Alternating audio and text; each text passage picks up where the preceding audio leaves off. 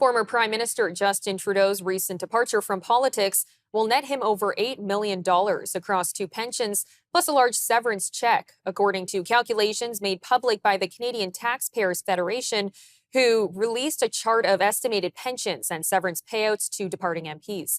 Their national director, Franco Terrazzano, joined us for more on the payout.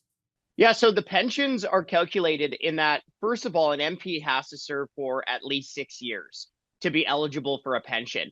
And the amounts of pensions depend on how long they served as a member of parliament, what their roles were and what their pay were when they were in office, and then also the pension rules at the time when they were a member of parliament.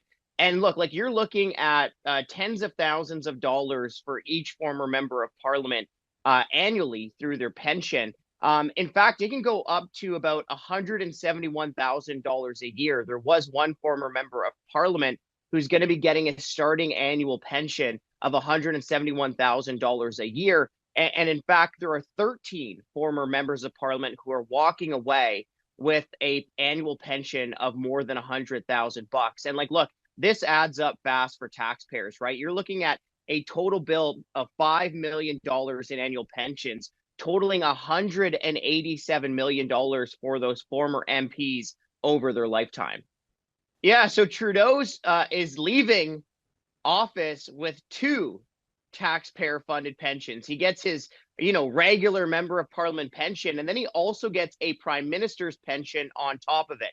So the MP pension will start at about $141,000 a year for Trudeau, totaling $6.5 million to the age of 90. And then he gets a prime minister's pension on top of it, which will start at about $73,000 a year and total $1.9 million over his lifetime. So you add up the MP pension with the prime minister's pension, and Trudeau's two taxpayer-funded pensions will total about $8.4 million over his lifetime. And look, it is long past time for the government to end the second pension for future prime ministers. I mean, a prime minister is already getting millions of dollars through their first pension. They shouldn't be billing taxpayers more for a second pension. Critics would argue that generous pensions are an important aspect of having high-quality members of parliament and to discourage the incentive for corruption while in office.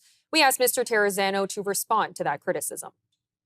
I would answer that with a question here. Look, these members of parliament at base are already making more than $200,000 a year in annual salary while they serve, right? A backbench member of parliament's getting a salary of about $210,000.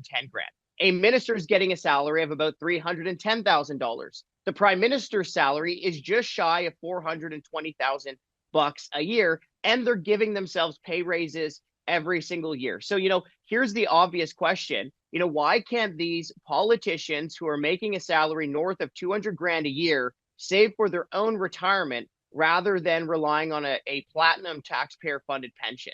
Okay, it's called the House of Commons for a reason. They're supposed to be there representing ordinary Canadians. But what we've seen as they've given themselves pay raises and platinum perks is that they have become financially divorced from the people that they're supposed to be representing.